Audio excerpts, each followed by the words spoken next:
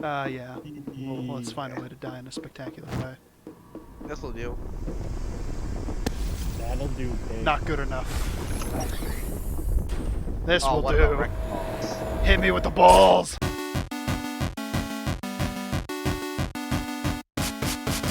Hello there, Frogman, better known as Ryan. I often amuse myself by asking myself questions that absolutely nobody asked and treating them as if somebody did ask them. Like, for instance, the question of, how do I decide which games to do a video on? Now, the process varies from time to time, whether it be a recommendation, something that is mainstream, or just a game that I'm keen to make a note of. I find it best to just sit back and let the inspiration come to me.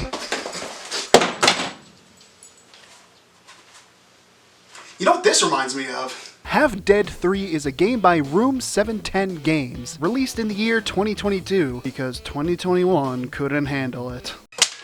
You play as some random dude girl and are tasked with finding the exit to the place that you're locked in. All you are given is a map, how many threatening rooms are adjacent to your current room, and that's all you got.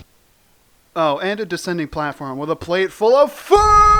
This game is rather straightforward. You wander through various rooms encountering dastardly traps, deadly creations, and just strange things. The big appeal is the wide variety of rooms and traps you encounter, as every time you approach a door and wait for its very lengthy opening animation to finish, you are left to sit and wonder what could possibly be in store for you next. And it will certainly keep you guessing.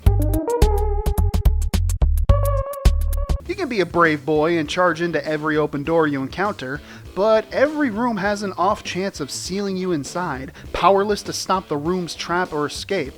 Except for if you can escape. This game introduces the mechanic of large blue cylinders that can be broken to disarm traps, or even remove those trapdoors from before. But to break them, you need a disposable object that is easily thrown and have enough force to cause damage. But what could possibly fit that bill? This game allows you to throw your shoes. Yeah, it may not sound impressive, but was Ghost ever able to do that?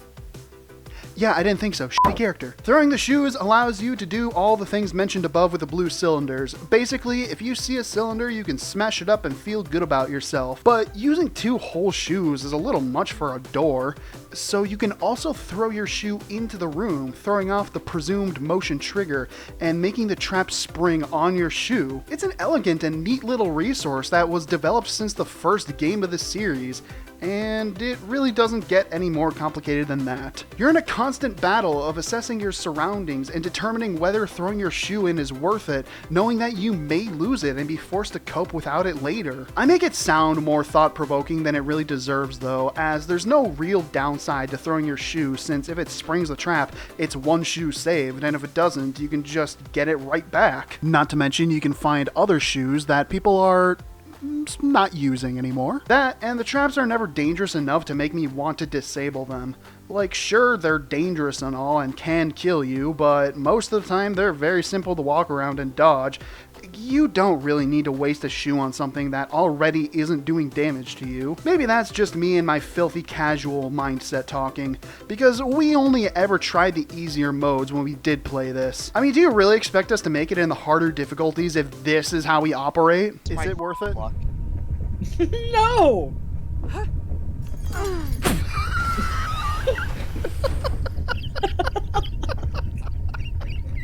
How?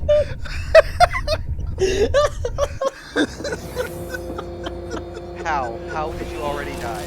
I played Squid Game. And if you do manage to survive all the floors and get to the end, you dance on the green circle, listen to the music that doesn't give a f*** about your precious audio settings, and that's it. There's nothing more to experience. Cosmetics? Yeah, if you play, you can get loot boxes with different cosmetics in it. As far as I know, they do change your avatar quite a bit and can even give you new shoes to throw, but it's also tied to the Steam marketplace and is sorted into arbitrary rarities and whatnot. I've talked about why I don't like this before, but I'll recap about as maturely as I can. The experience isn't too deep. There are a load of achievements for challenge runs and whatnot, but the allure of new and different rooms runs dry very fast when they all boil down to thing that can kill you. Sure, there are many rooms in the game, and most of them are very unique and interesting, and you can be taken off guard by a lot of what's thrown at you, but it all becomes samey very quickly. However though, it doesn't overpromise on anything. It's a $5 game that has a nice lot of flair to it. It's certainly good for a few good laughs. Oh! Oh my god, you gotta be kidding me. You got punched out of the universe. Overall, Hefted 3 is a very specific experience. While its premise is simple, it can get old very quickly, but the sheer amount of rooms and variety of those rooms make it stand out among others, if only a bit slightly. And it's very cheap, being priced at about $5 before any sales take place.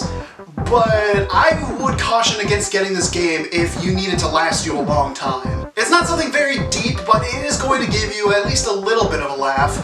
It's perfectly fine for a disposable throwaway entertainment experience, and you know what, that's perfectly fine. There are much worse things to spend money on. I mean, did you know that you can buy money on the internet? Holy shit, I'm in the wrong business.